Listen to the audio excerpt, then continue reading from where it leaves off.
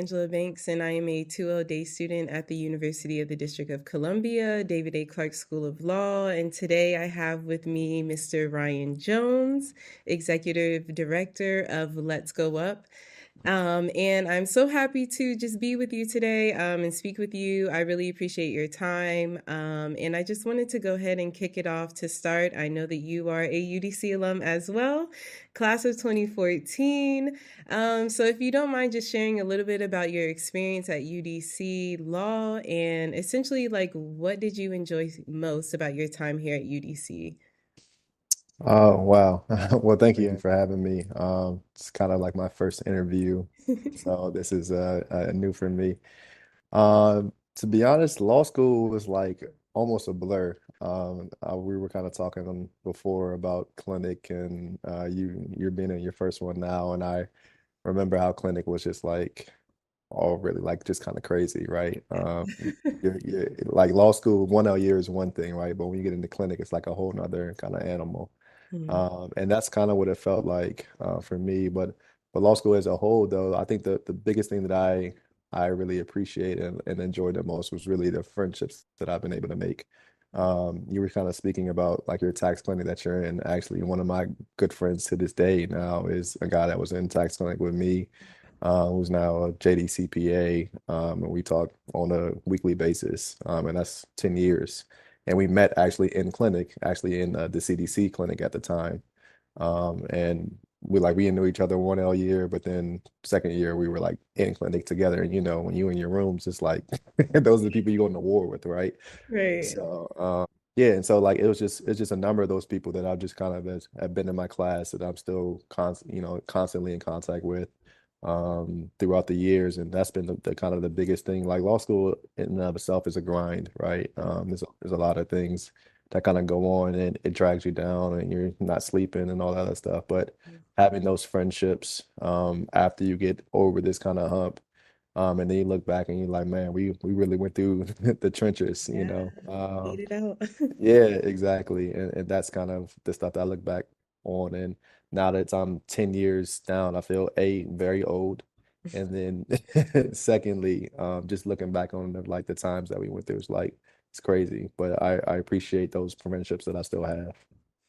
I definitely can agree with that. I was actually talking to someone yesterday, just explaining just how much like coming into law school, I didn't know what to expect. And I definitely realized very on quickly that, you know, you can't do it alone. And so that's one thing that I can say that I love about my class and also just about UDC as a whole, UDC Law, that I feel like we do come together as students, whether it's a 1L class, 2L class, or 3L class, that we really just support one another in ways that we can. And even going back to clinic, I'm currently in tax clinic with Professor Tillman, who's a great professor. Our clinic is one of the smaller ones, so we only have 6 people, but we definitely like work alongside each other. And like you said, just grinding it out together. So that's wonderful, and I'm glad that you had a great experience here as well.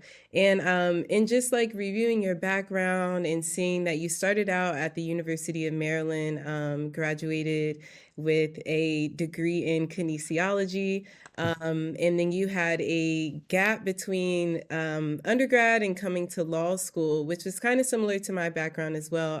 I didn't go straight from undergrad to law school like some of my peers. So I was just curious, do you feel like having that gap between undergrad to law school, do you feel like it made a difference into approaching law school? And do you feel like it made a difference in, I guess, what was the reasoning as to why you chose law school after undergrad?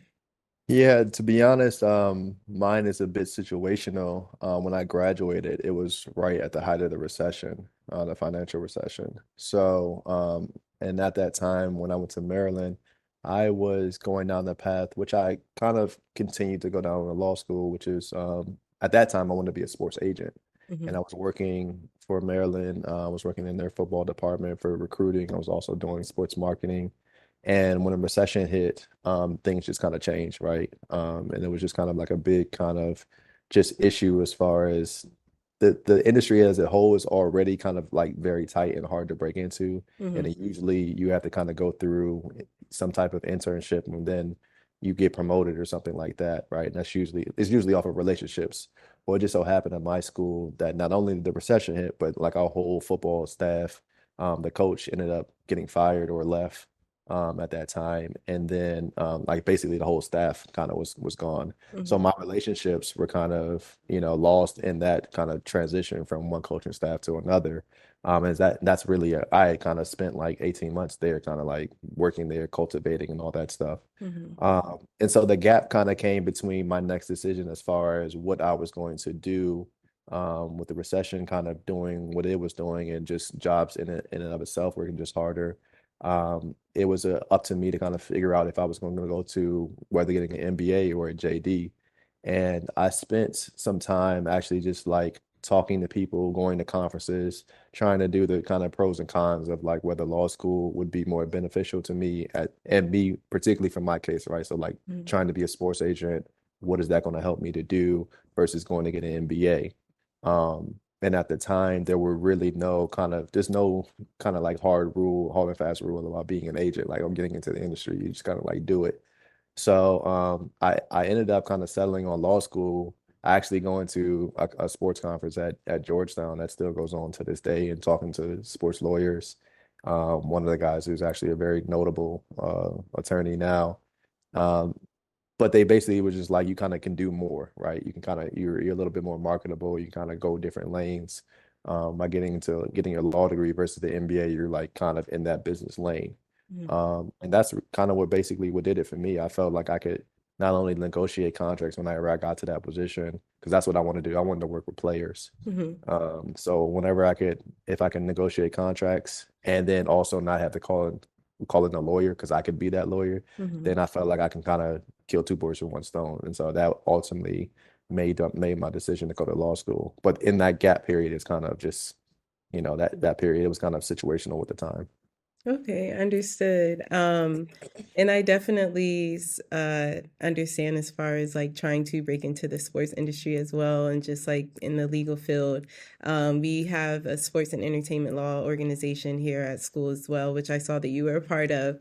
Nice. Still going strong. Good. And so, we do have those discussions, and I can say that those who are over the organization do work very hard and do a great job of just like providing different opportunities that may be out there, and just even the panel discussions that are hosted at like the neighboring schools and even the ones that we have here, just to try to get exposure as much as possible, because it can be a hard industry to break into. And I have to ask, do you have a favorite sport?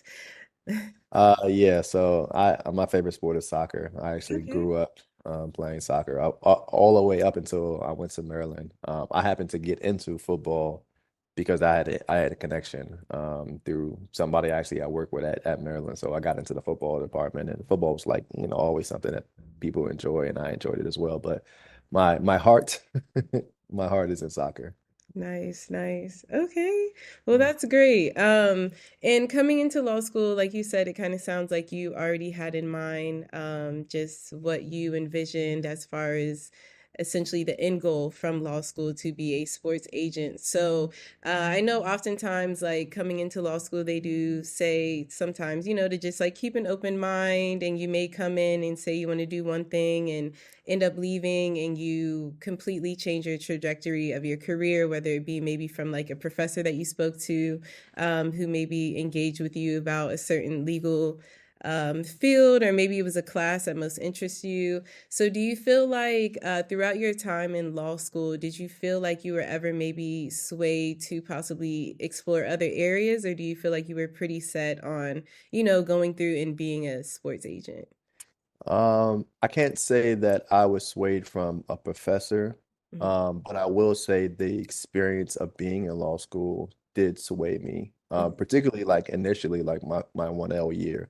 When we started learning all the crim stuff, Yeah. it was crazy, right? And I have family members that are incarcerated. I remember us having a panel of I think of people that were like returned home and were in an organization, I want to say, and I just kind of remember that panel and like how powerful that panel was. I remember going home and talking to my father about it. Like it was kind of crazy. So, and then just the whole experience of law school, right? I had Professor Khan, so we were doing like the youth time dollar. I forget exactly the name, but we were kind of all in that. Um, just the volunteer work that we were kind of doing, like that stuff, it was pulling at me. Like I can't really say that it never affected me because like once you start learning the cases and you start realizing the effect it's had on your culture, you start realizing that things that go in the case books don't happen in real life. Like Right. it starts to pull at you, right? And so I definitely was, but I kind of had a goal as far as why I wanted to be in the industry that I wanted to be in. It wasn't just like money or anything like that. Like it really was. I kind of wanted to do the same things that people were talking about. I just wanted to do it with a different group, right? So the big thing at that time, and it's still relatively true in the industry, was how the percentages of how poor athletes were before essentially they come into becoming a professional athlete, and then afterwards, right? And the numbers were various from like 40 to 70%, right? And so to me, right, like the same kind of care that you would have if you're working in immigration or working with the juveniles or working whatever. Like it's a large majority of Black and brown people that are in this kind of population that don't have adequate legal help. And so to me, I wanted to use those kind of that same kind of mindset and say, well, these people don't have the necessarily help because they have agents, but their agents don't necessarily care about them, right? And the stories are riddled. There was a big documentary 30 for 30 was big Yeah. back when I was in law school, right? And there was a whole thing about broke, and I was reading books about it. So this was a thing, right? And it still is, but this is before LeBron was really the one. LeBron, Steph Curry, and these guys, right? Like things changed over the last decade since I've been in law school, but when throughout my whole undergrad and kind of things like that, like this was like a really major issue. So I always kind of felt like I wanted to get in because I wanted to do the same thing. It just looked different. Hmm. And that's kind of the thing that I always try to explain to people that didn't really understand, like, why exactly are you at UDC? And I'm like, same reason you are. Yeah. No, I can totally understand that perspective as well, because I also have an interest. I have a variety of interests, but I'm coming into law school with a cyber security and technology background. But I definitely wanted to, just after, like you said, just listening in on the various classes that we have, and just seeing how the justice system is not so just. And just being able to relate that to like my current interests within technology and just even, the discrimination and like just a various discrepancies when it comes to black and brown people as well, even in just big data that like a lot of people don't know. But I learned just from a technology course that I had last semester. So just being able to find different ways to tie how you can implement justice within whatever career field that you're in, because I feel like there's always a path and an avenue for it. So, in going towards your like internship experience as well, and just your experience with law school, I saw that you had like a pretty diverse internship experience. And so, like, you went from finance to like working with the Consumer Electronics Association to even like clerking for a judge post graduation. So, can you just describe, maybe just provide some insight on maybe the decision making by choosing certain internships, and how were you able to essentially end up to where you are now, and how did they impact your career? Uh, yeah, that's I have a really, I would say, kind of diverse when it comes to. I always tell people it's like trial and error. I didn't have a lot of people in my corner like lawyers or judges or people like that that can kind of guide me. Mm-hmm. And because I felt like I was on a very specific narrow path, that I felt like there wasn't a lot of people that can kind of help me too. So part of just in context, I feel like a lot of my resume looks like it's all over the place, but it's really like you gotta live, right? And you have to kind of do the things. But I will say the things that actually put me on the path, well, it really started with me working for, and I was in family law. Like that was my first internship from 1L to 2L year, Mhm. working for this judge who she actually is about to retire. But it really helped me out a lot because I got a chance to kind of like see how chambers worked, like to work in the courts. And that actually helped me get that consumer electronics job because I'd had such a like diverse kind of court experience for that summer. Just as an intern, right? Like not even clerking, but just as a judicial intern, she kind of took me on. And I learned a lot about family law and divorce and just everything that kind of goes with that. But what happens is that when you're trying to go on a path, you sometimes just have to like take what you have to get, right? Mhm. The clinic experience, like that helped me out a lot.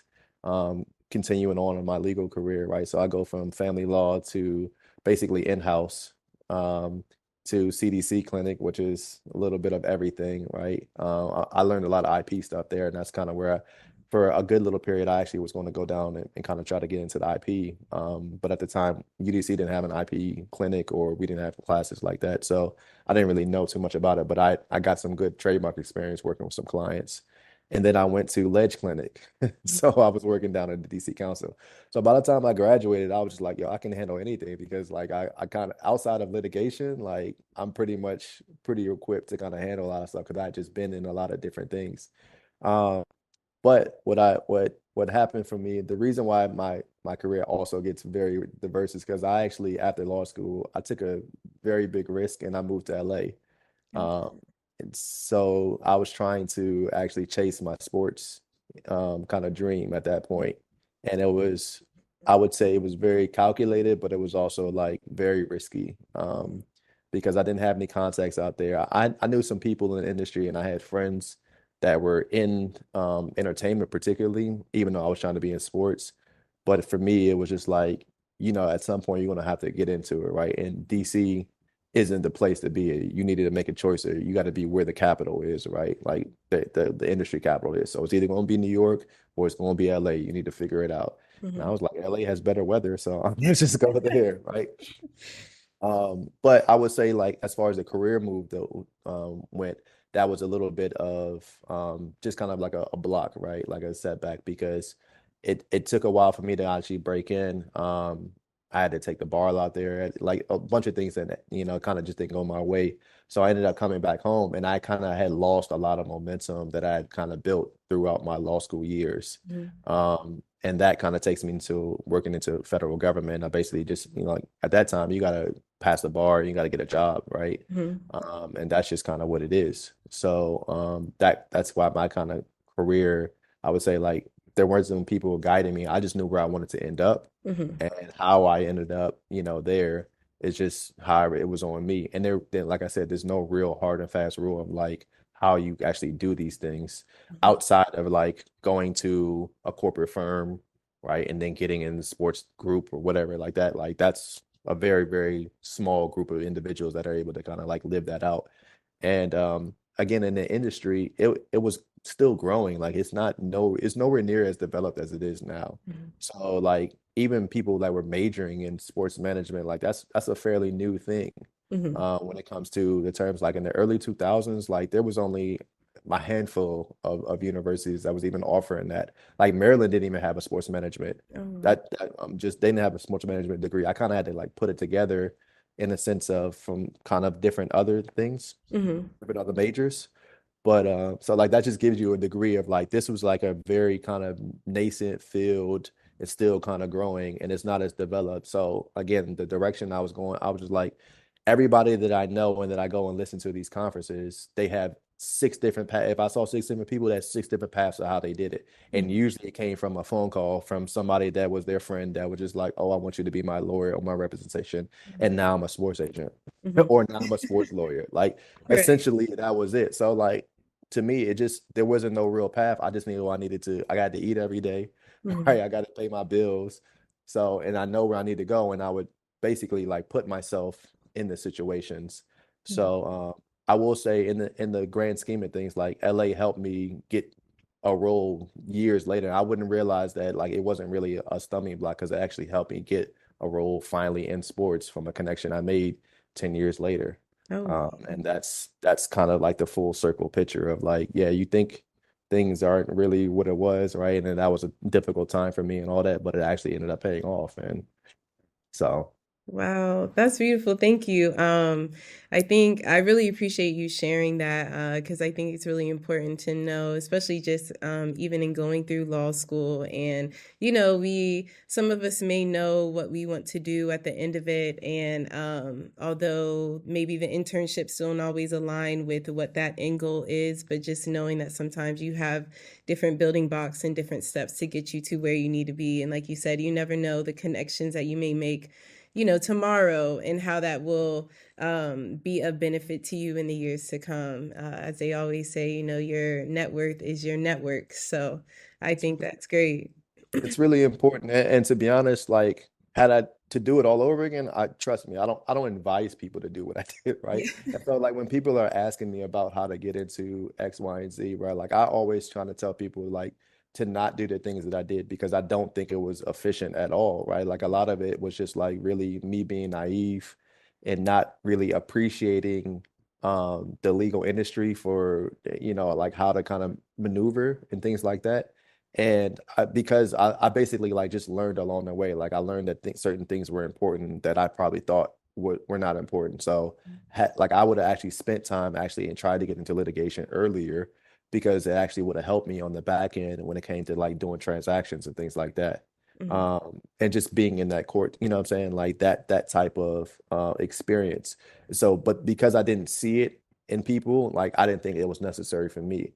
But when I got into the industry, and I started kind of seeing people's backgrounds and seeing, why they were who they were, it made sense to me, right? Like, okay, I probably should have like moot court was something I probably should have did, right? I probably, like for me, it was just like, oh, I want to do transactions. I don't want to do moot court. And that's just being naive.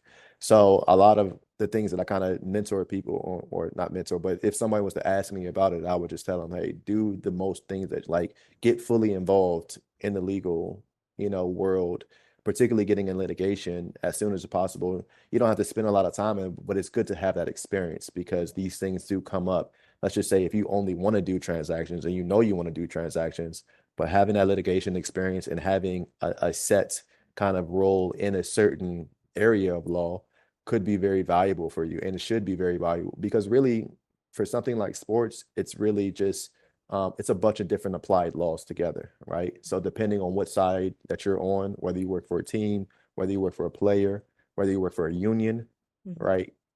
There's different levels of law that you actually need to have some type of background and that would actually be very beneficial for you. So if you go in and spend, 3, 4 years as an employment lawyer or 3, 4 years doing litigation, it's going to help you when you actually want to get into that very specific niche kind of, and I would say the same thing about like entertainment and that kind of all of the fields kind of related to that. It would actually really help you if you just spent some time, doing one track and getting in there, even if it was crim, right? Like it doesn't really matter in doing defense work. Like you would be more equipped than kind of like I did, like kind of bounced around as I did. Now I had a lot of different like touch points and things like that, but again, if I was to advise someone, I would just say, hey, go spend, well, number one, try to get in litigation as fast as possible, whatever it is. So if that's a firm job or you go out yourself, whatever. Um, and then two, just like spend some time, right? Like, and you don't know, like these things that you learn, like when you're in your industry, are like really important. And I remember one of the things I learned in LA, I had a girl that I met in LA, and she actually told me like her first job was in construction. Like she was doing construction law or something. She was like, I had no idea what this was, Ryan. But it prepared her. She spent like 5 years in it. Mhm. And she was like, but it prepared her to do so many things because she basically ended up learning real estate in it, Mhm. right? And all the different factors that kind of came to it. And she was like, there was no one that looked like her that was kind of in that field. So that already kind of put her at an advantage. And then when she came out, like when these other things would come up and people would try to tell her about facilities and things that came up, she'd be like, what? Are you kidding me? Like you can't play her, right? Because she Yeah. already knew what it was. She already knew what it was. So that's what I mean. Like, and that's what she kind of told me. She was like, you'll never know what the right move is, right? But don't say no to opportunities, right? Like if it's in the industry that you don't necessarily want to be in, then it's okay. Just take it, be the best lawyer you can be, and then go ahead and move forward. And she had kind of echoed some of the things that I had heard other people kind of say. But that was like a really kind of thing that kind of stuck out with me. And so that's why essentially when I came home and I took a job at Social Security, like that's the reason why I did it, Hmm. right? Because it was just like I needed to learn something, I needed to be in it. And I was in that job before for like 6 years almost now. So Well, thank you. And going to the job that you took within Social Security, how would you say that propelled you to DC United, in being the director of legal affairs there? uh if I'm honest, it didn't. And the Okay. only reason I'm saying that is when I said earlier that me going to LA is the Mhm. reason what kind of full circle, it was Right. the relationships that I made in LA that actually got me the DC United job. And so I was able to just to kind of use that. The Social Security just it gave me stability. It gave me a body of law that I was very comfortable with at the end, being a disability. And it could help out in certain other things that, when I was in DC United. But as far as like the DC United job and their role, it was completely different in that standpoint. But I got it because of my relationships and knowing people. From my like I said, my previous kind of exploits in LA. So that there is no real correlation. Like you wouldn't be able to know that just Yeah. looking at my resume, you know what I mean? But that's essentially what it is. I was able to interview and to get that role because I happened to have the network that was able to allow me to do that. And I kept doing those things. Like Mhm. so over the course of my career, I kept putting myself in spaces where I could meet people and then eventually, hopefully something would come up. Because again, that was a story that I kept hearing that Mhm. somebody met somebody and oh they called and that's what it was. And Mhm. essentially, in a nutshell, that's kind of how it was with DC United. Okay. So if you don't mind me asking then, even going towards you saying that like, you're putting yourself in certain spaces, do you mind just like sharing a little bit more as to maybe how you come about finding these spaces? What type of spaces are these? And just how do you maybe balance time with your career and making sure that you're also putting yourself out there, and staying in the know? Yeah, it's difficult. I will admit, but I will say I've been kind of very narrowly focused on the industry for much of my life. I mentioned before, I grew up playing soccer. All I wanted to do was to be a professional soccer player. And then when that didn't happen, because I got hurt, and when I was at Maryland, I essentially kind of wanted to be as close to possible to the industry, Mhm. sports, as I could. And so I just started studying, right? And when I mean studying, like I took classes when I could take them. Like I said, we didn't have a sports management major, but there were several courses, just offshoot courses, management, marketing, that type of thing that I did take. And I got introduced in undergrad from like journals and conferences. So that's when I learned about that, right? In undergrad at Maryland. And then that kind of like changed everything for me as far as just like the information, right? So there was no longer me reading ESPN or me reading this, well, I'm from here, so Washington Post or something like that. Now I got industry inside information, right? And so Mhm. like once I started reading that, like the whole world just like, oh, okay, this is the whole different, kind of information source. And I just kept it up essentially. Like I kept reading. And then, whenever there would be, they advertise about these stuff, these conferences and things like that. And I would try to go as often as I could, right? Like what I realize is that a lot of that stuff is B2B, right? It is kind of like industry once you're in the industry because they're so expensive, it's hard for a student to kind of get to most of these things. Mhm. So it's mostly industry professionals that are in that stuff. But I try to go to as many of them as possible. And now I would say it's a lot easier just from like meetups and things like that online, right? Like all that stuff is kind of just coming on the Mhm. way that it is now. But yeah, I just kind of kept myself in the know. Like there for the sports industry, this essentially like one of the biggest publications is Sports Business Journal. So as long as you're kind of reading that, you got at least an insight about like who the players are, right? And then Mhm. again, as the years kind of add on, like I just ended up knowing who all the major players were in certain areas. And then, you know, uh, as we get into law school, you start going to more things, right? So I know our sports and entertainment group that we had, but I would also go to stuff at American. I would go to stuff at Georgetown, right? Howard, right? Like Mhm. this whole circle, like this is all your network, right, of people, because these are the same people that are going to be that you're going to be seeing down the road. So you might as well get to know them now because Mhm. that's how the connections are. You know what I'm Yeah. saying? So yeah, I just started like once I knew that I was going to be in it and I had Mhm. been in it for, like I said, since undergrad, I just tried to make the many connections that I did. And like I said, I made a very what I would say kind of bold move to go and move in LA across country and just do it. But I felt like it was necessary. You know, Mhm. I just kind of it was just kind of one of those feelings where I like if I was in any other field, I would kind of do the same thing. But you have to when you're in like when you want to be in niche areas, like you just have to kind of like put yourself in those spaces. Mhm. So the balance is there really is no balance. If you really want it, you just kind of put your head down and kind of go at it. Yeah. And a lot of sleepless nights and a lot of like, dang, can I really afford this? I don't know, credit card. You know what I'm saying? Like that's just we'll worry about that later, type of thing. Yeah. And that's kind of how it is when you get in there because Mhm. once you get on the other side, like you realize that you're not that dissimilar. Like a lot of people have those similar passions.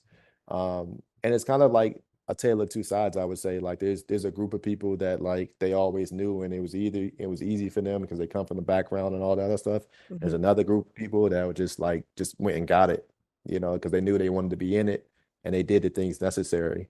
Um, and that, that's kind of what it is. Yeah.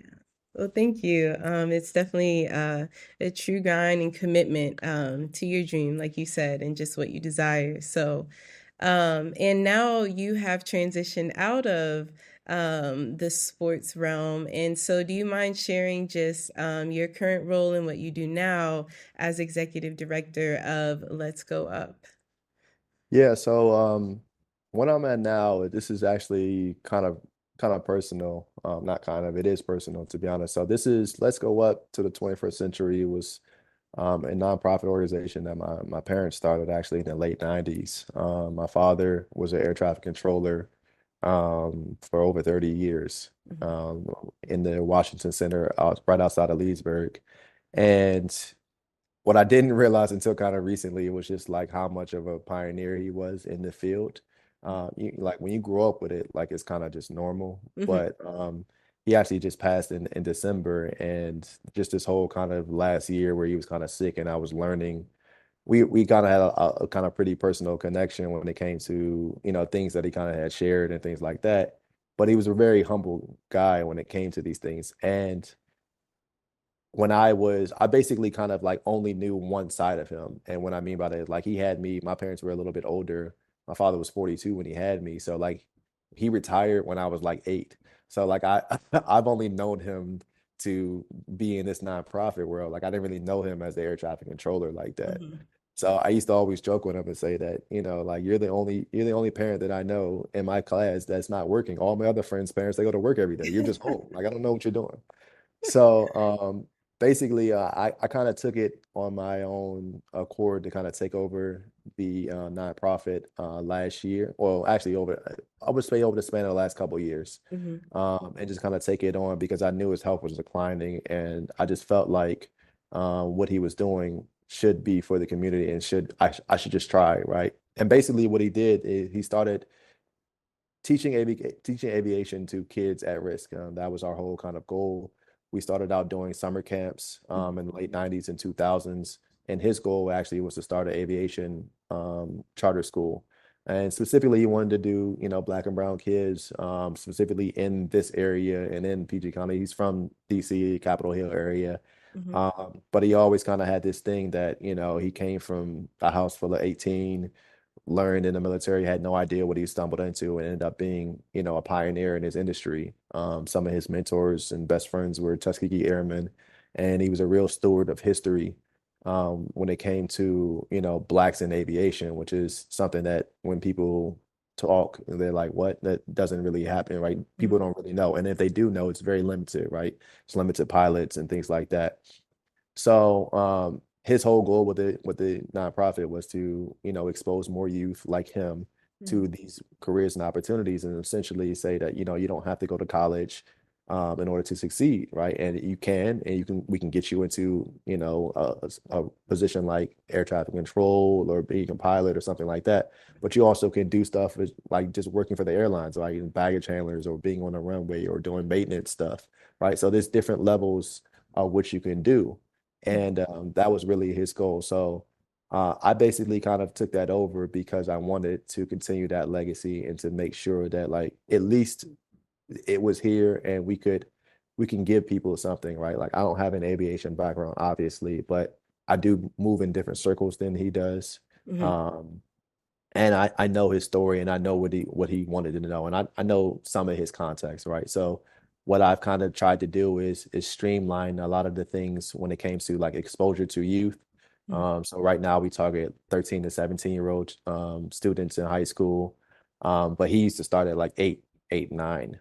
And so eventually I'm going to do that. But we do like a Saturday program for 60 minutes and we'll do things like take kids to Reagan National to go see the air traffic control tower there, and they can go on the simulator and then go up to the tower and see Wow. controllers in live action. Mhm. We're actually one of the things that we'll go to a local airport and do like aircraft maintenance work, right? And I'm actually trying to work with UDC on their maintenance program. My nephew actually right now is about to graduate from the maintenance program right now, the A&P program. Wonderful. So and there's things like that. We'll have black pilots come in so kids can see that, oh, he actually does look like me. Oh, so it's just more of a visual thing, and it's not like we're excluding, but it's just like there's a very specific thing that kind of my dad felt, and like I said, it didn't really kind of hit me until like these last kind of years of how influential he was in the industry. Mhm. He got basically written about in a book. He has his whole kind of life story in the Georgia State archives. And like Black history and aviation. Like it was just kind of things that kind of happened. And I was just like, yo, this is like, you're crazy. Like you've been, you didn't even tell me that you were, on this stuff. Like I found out at the integrated Stewart Junior High School down in Capitol Hill and like a year ago. And I was just like, bro, like, how could you just not tell me this? And Right, so he just goes into right. this whole story about like, yeah, him and his guys and how it was the first week and it got into all these fights and then it just became not a thing. And it's just Mhm. like, come on, man. So, but yeah, that's kind of where we are with the organization. I've kind of taken it over, and I got a chance to kind of be with them in these last months as I transition out of United, with his last days. But the whole kind of goal is to kind of like to keep his momentum and energy up. I don't necessarily want to do a charter school per se, Mhm. because I think basically when he was doing it, it was a pretty novel idea, and this was back in probably like 2005, 6. Mhm. So there wasn't really a lot of interest in STEAM and things like STEM, sorry, and things like that because people just didn't understand the concept of that around here, unfortunately. But so there's a lot of things that have come up on the aviation tip the last few years. But I just want to kind of continue that legacy and like exposing kids to these aviation programs and like just knowing that these careers are out here. I also want to get into space. We're big into drones. So I'm trying to get in touch all the kind of the levels that can kind of come with aviation and not be exclusive to say you have to be a pilot, right? It's Right. very expensive to be a pilot, right? But you can you can fly drones at like 16, right? And get a license, right? And then go work for an insurance company, go work for a real estate company. There's things like that. Go into the military, right? There's a whole lot of kind of just things, and that's just one of the jobs and career paths that we kind of talk about. So That's wonderful. And I do just want to express and share my condolences to you and your thank you. family for the passing of your father. And I'm sure that he is more than proud of you for continuing on his legacy. 'Cause he's definitely a Black pioneer, as you said, in our history. And I think that that is like wonderful and some amazing things. And even just the things that you've shared, like as far as being able to get your license to just like fly a drone, just the different avenues within aviation that I don't think a lot of people even maybe think about or, like you said, know about. And so that's wonderful that you all are using this platform and this organization to share that with the community because I think that that's great and excellent. And essentially, I wanted to know, just if you didn't mind sharing too, maybe what, if you could just describe like what is your day to day like, and how does your law degree, how do you implement that as well within your current role now too? Yeah, the day to day is complex. I mean, there's nothing really, I would say, typical about it because the one kind of thing that we've had to figure out that I've had to figure out is kind of like where things kind of fell short as far Mhm. as just like operations, right? My father had a mission, but we all the time, right? When you and you'll notice this when nonprofits, right? They have they're mission so mission driven that they don't secure all the other things on the back end, right?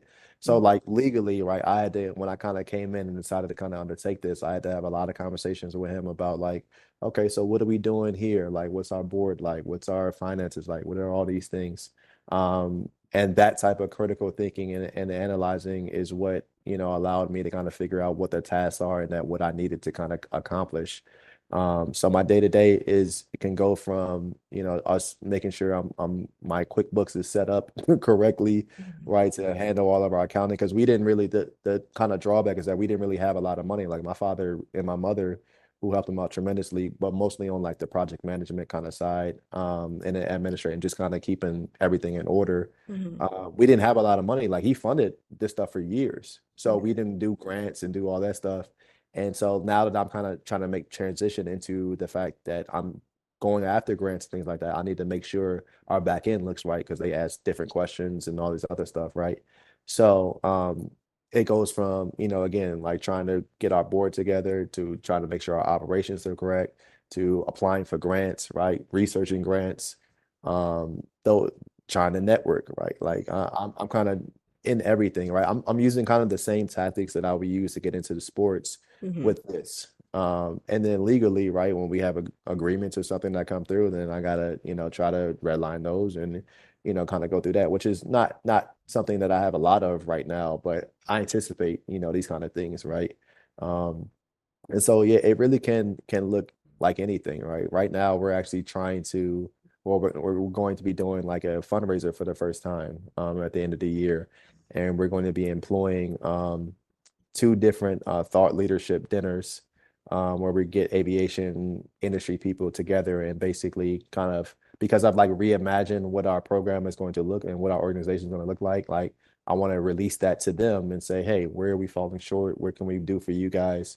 Kind of just get some feedback on that. So I'm in the midst of kind of coordinating an event right now and event planning for that. And we want to do this every quarter and then have a big fundraiser in September around there's a global and aerospace and aviation conference that the Chamber of Commerce does. So we want to kind of do it around that. So we have some connections and things like that. So it's just like everything is different, right? Like my legal skills can kind of be employed in so many different ways because like you got to be client interaction and communicative, right? But you also got to be able to negotiate stuff. You also got to be able to write, right? Like there's a lot of stuff, and I can't do it all, but I mean, Right. like at least being able to identify where I things I can do and things where I don't have the capacity for, and I kind of say, oh, okay, I need to outsource this. That's kind of where I would say like it really kind of shows itself. Mhm. That's great. And I can definitely see how it plays a part in every aspect, just from what you were describing. And would you, if you wouldn't mind sharing, what is the biggest takeaway that you would want people to know about the foundation and the purpose that it serves? The biggest takeaway is that this is just really about exposure for underrepresented communities. That's all really my father wanted to accomplish is that to give people that a chance that hey, you can do anything essentially, right? He just have a we have a thing in aviation, right? We have a sliver of contacts in aviation, but anybody can do anything, right? Like if given the right chance and opportunity and kind of support. And that's all he really wanted to do. What I mean, we started out taking kids from homeless shelters and churches and things like that. Like that's how kind of committed like he was. Yeah. And like I said, he didn't care about money, so he wasn't raising money, right? Like it really wasn't about that. It was just about kind of giving people a chance because he was really big into the community. He was a Washingtonian through and through. He cared about, this city, right, and everything in the community. And he always wanted to kind of give back, and that's what he always told me. It didn't really matter. Like I grew up in Fort Washington, and he was like, but he would take me to Anacostia and be like, "Listen, Yeah. right? Like you could be here if you're not right careful, right? And Mhm. then the fact is like you need to know that these people aren't different than you, right? Because I used to be here, like your family used to be here, your cousins were here, your grandfather, you know what I mean? So Right. it's always been about like giving back. When you have something to give back, give back. Mhm. And that's kind of what I try to again kind of continue. So this organization is just about giving people chances to be exposed to a career that they might not have even known that they've even existed. Mhm. And we kind of do that for everybody. And so I would say that's that biggest takeaway. Okay, well, thank you for sharing. And I think that, like I said, is just like a great purpose in need in the community as well. Um, and as we wrap up here today, I just had one last question for you. And as I said, and I really enjoyed this conversation and just like the insight that you've shared and the different avenues and paths and the diverse experience that you've had within your career and what has brought you to today. So, if I may, just leave you with one question. If you could do law school all over again, or even maybe take it more broader, if you could do your experience all over again, maybe what would you do differently and what would you have kept the same? Um, so if I could do law school or UDC law school. If you could, your No, I actually choice. I like UDC though for a lot of reasons. Because I noticed the difference. I know the difference between going there and like the people that I met at other schools and like Mhm, what their experiences were like. So there is something to that that I do definitely appreciate. But like I said, if I wanted to do it differently, I just would have I think I would have been able to get into litigation and kind of understand just the legal industry a little bit more. Like I said, I was really naive to how important law clerks, like clerking, how that is important to your career, right? And what that kind of could set you up to do. And or like a summer internship, right? A summer associateship, sorry. Like what that stuff really is because it wasn't really my focus. So like I didn't have the big idea about being a corporate lawyer or being into a big firm or things like that. mhm, Um, but I would say like if I had that knowledge, I probably would have strived for that, mhm, right? Because again, I think it just kind of sets you up. And once you start understanding, the people that are in all these kind of political realms, all these higher, whether they're CEOs, whether in politics, whether whatever it is in the government level, like there's a lot of lawyers out there, right? But they don't necessarily look the same and have the same path as far as, how their practice went. It just might have went to, might have been that they went to Harvard and then that got them into, whatever it is, right? So I think I would have been a little bit more strategic, kind of knowing that like certain positions can set you up for the other positions that you might want to get into, and it might not have been has been as like difficult to kind of break into certain industries because the relationships is what is really what the biggest key is, and like learning that it's much different than undergrad.